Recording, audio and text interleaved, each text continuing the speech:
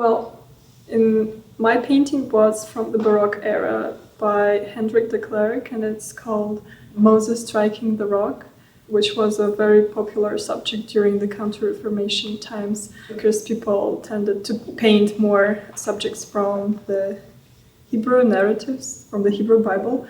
but still they used the iconography from the Western culture, as I could say. For example, if one would take a glance at the painting, he would definitely find a lot of references to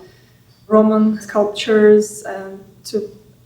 iconography that existed prior to creation of this piece. But on the other hand, through the prism of this class, with the help of this class, I really liked that I was able to look at this piece from another perspective,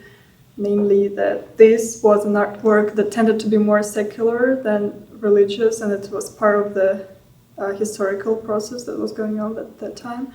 And it would be hanging not in the church, but rather in a private home, in a dining room perhaps. That's what one can suggest from the kind of rendering that Hendrick de Clerck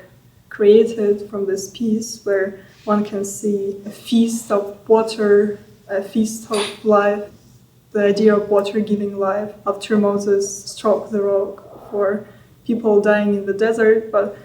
they don't look desperate, they look very relaxed. This painting represents a huge scope of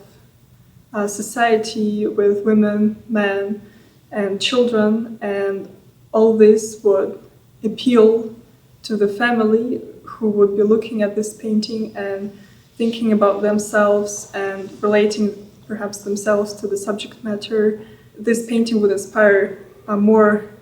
gratitude for them towards God at this time, for the food and the drink and all kinds of support that they got from the God's mercy. So by using these motifs of family, which were